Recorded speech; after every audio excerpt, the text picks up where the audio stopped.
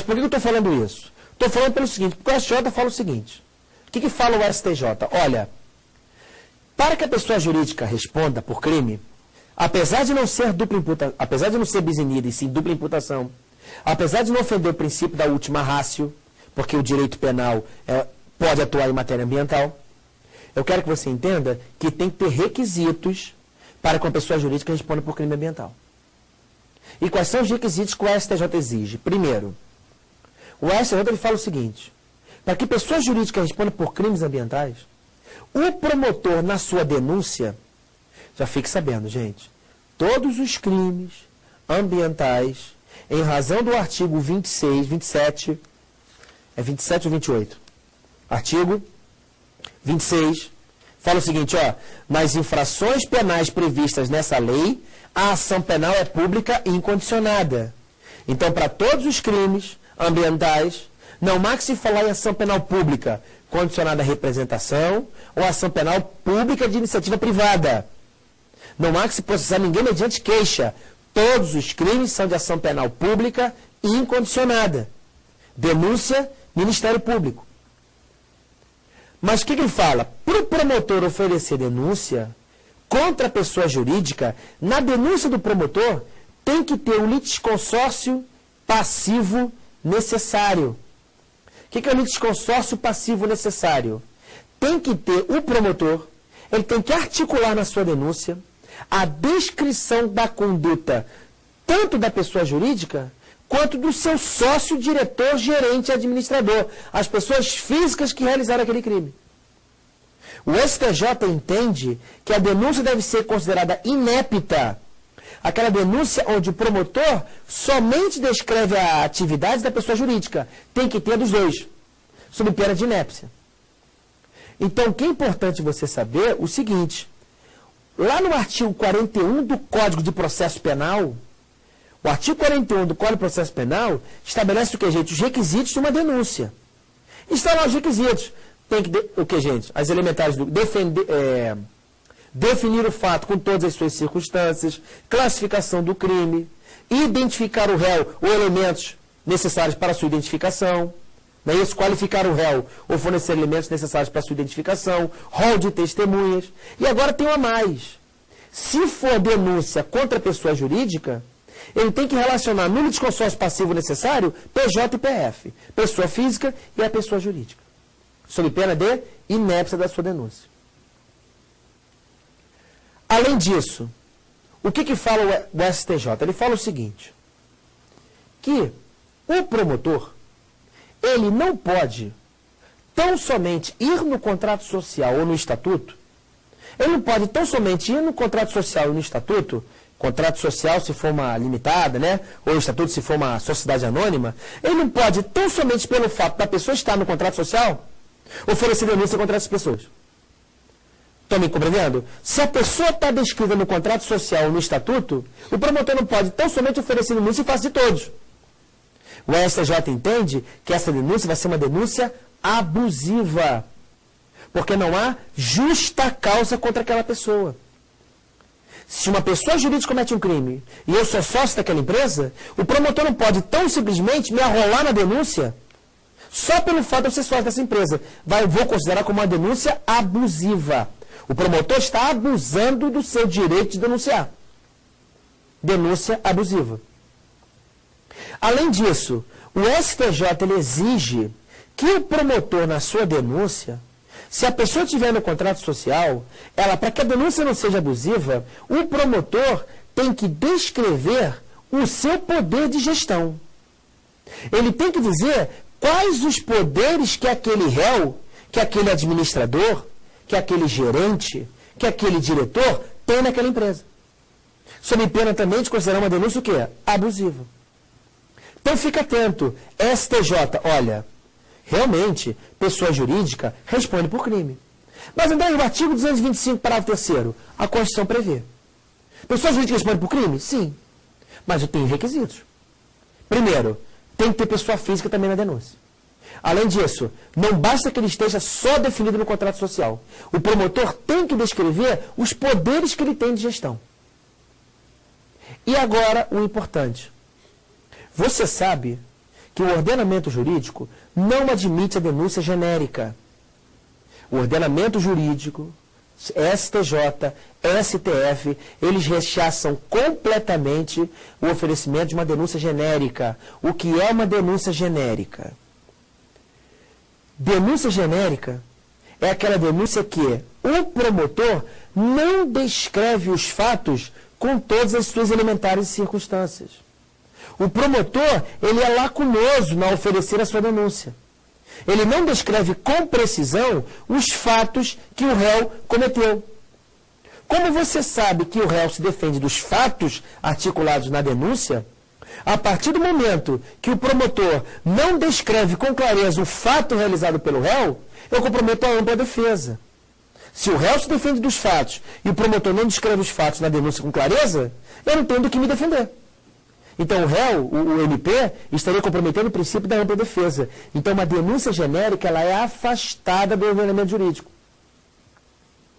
Só que o STJ, quando ele fala de crimes societários, crimes realizados pela pessoa jurídica, o STJ fala o seguinte, olha, denúncia genérica não é afastado, é inconstitucional, é inepta, mas eu vou admitir a denúncia geral. O que é a denúncia geral? A denúncia geral é aquela denúncia seguinte, o promotor ele descreve o fato realizado pela PJ? Sim. O promotor ele descreve o fato realizado pelas pessoas físicas? Sim. Só que o promotor não consegue, na denúncia, identificar o que cada sócio realizou. Vocês estão me entendendo? O promotor na denúncia fala o seguinte, olha, pessoa jurídica realizou tal conduta. Aliás, desempenhou tal atividade. A pessoa física realizou tal conduta. Agora, que conduta cada sócio realizou? Isso o promotor não tem como fazer. Não há oferecimento da denúncia. Então o promotor ele descreve o fato, mas ele não individualiza com precisão cada conduta realizada pelos sócios. Agora, o promotor ele vai ter que individualizar a conduta? Vai. Mas ele vai individualizar a conduta no curso do processo.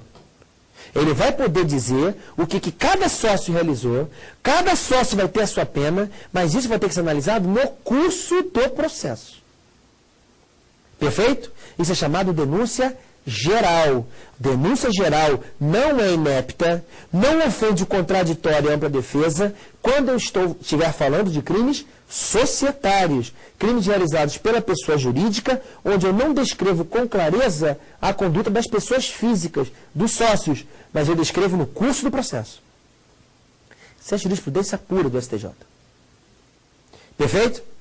Além disso, gente, tem um outro requisito do seguinte.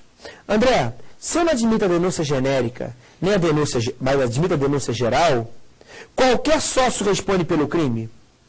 Sempre que a pessoa física realizar uma conduta lesiva ao meio ambiente e utilizar a pessoa jurídica como instrumento desse crime, a pessoa jurídica responde sim ou não? Não. Por que não? Porque agora eu tenho que analisar o artigo 3º da Lei 9.605. Artigo 3º da Lei 9.605. Olha o que ele fala. Artigo 3º.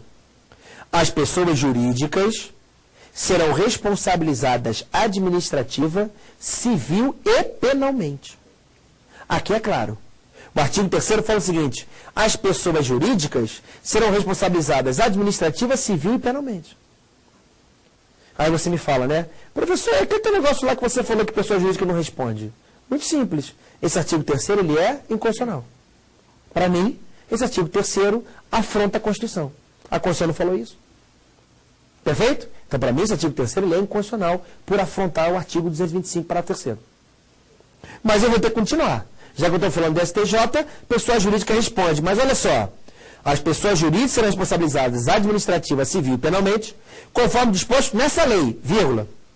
Nos casos em que a infração seja cometida, primeiro requisito, por decisão de seu representante legal ou contratual ou de seu órgão colegiado. Então, primeiro, para que a pessoa jurídica responda, eu tenho que ter esse requisito. A conduta da pessoa física foi realizada por uma pessoa que tem o que, gente? poder de gestão e tem poder o que, gente? Definido na lei, no contrato ou no colegiado.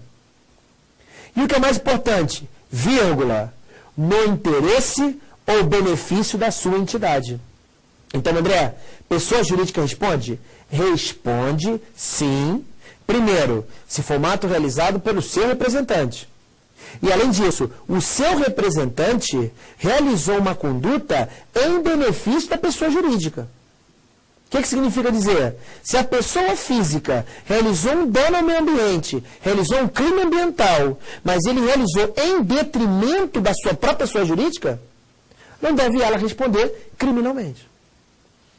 Note, gente, por favor, estou falando agora de responsabilidade por crimes ambientais. Eu estou preocupado se pessoa jurídica responde por crime ambiental. Porque, civilmente, eu já falei, para alguns autores, a responsabilidade é até integral. Ok? Então, não há que se preocupar com isso. Ok? Agora, olha só, André, já vi os requisitos. Né? Já sei que pessoa jurídica responde por crimes ambientais e ele tem esses requisitos. Ok? Agora, olha só, gente.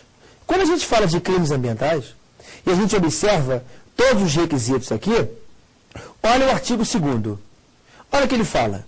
Quem, de qualquer forma, concorre para a prática dos crimes previstos nessa lei, quer dizer, quem de qualquer forma concorre e incide nas penas a este cominadas, na medida da sua culpabilidade, bem como o diretor, o administrador, o membro de conselho e de órgão técnico, auditor, gerente, preposto ou mandatário de pessoa jurídica.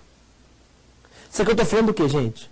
Teoria do domínio final do fato. E esse domínio final do fato, eu jogo para crimes societários como aquelas pessoas que têm poderes de gestão, que podem comandar a empresa, estão gerindo a empresa.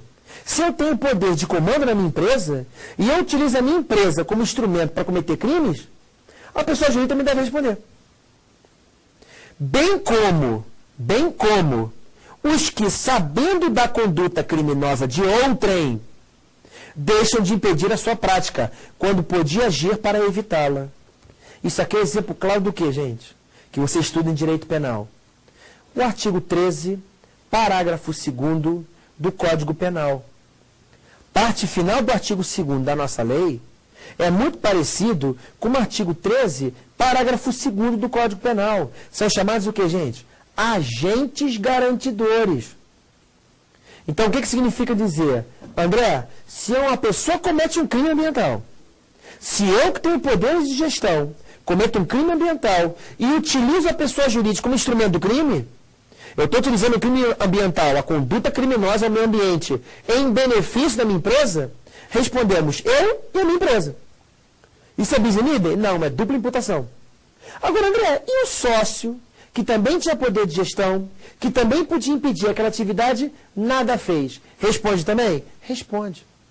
A sua conduta omissiva, como ele é agente garantidor, também deve responder para o mesmo crime. São chamados agentes garantidores, muito parecido do artigo 13, parágrafo 2º, a linhas A, B e C do Código Penal. Perfeito? Agora, o pior, o que para mim não entra na minha cabeça, é o artigo 24. O artigo 24 é uma pedrada na mão da empresa, na cara da empresa. Olha o que fala o artigo 24 da Lei 9.605.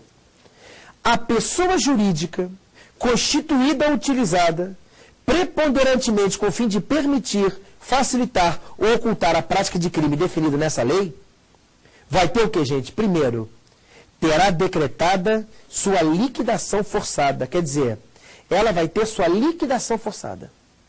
Então, se eu cometo um crime ambiental, pessoa física, e utilizo a minha pessoa jurídica, minha empresa, como instrumento para cometer o crime, o que eu faço com a pessoa jurídica, gente? Liquidação forçada. Vou fazer apuração de haveres, liquidação forçada, e além disso, gente, com o valor dessa liquidação, eu faço o quê? Seu patrimônio será considerado instrumento do crime. Para piorar, e como tal, perdido em favor do Fundo Penitenciário Nacional. Uma pedrada. O cara que comete um crime ambiental e utiliza a empresa dele para cometer esse crime, na lei está muito bonito, né? O que eu faço com ele? Os dois respondem, a pessoa jurídica é considerada instrumento do crime, eu tenho a sua liquidação forçada, todo o produto dessa venda, essa liquidação forçada, é considerado instrumento do crime e é perdido em favor do Fundo Penitenciário Nacional. Perfeito? Tranquilo? Esse é o nosso primeiro ponto. Alguma dúvida, gente?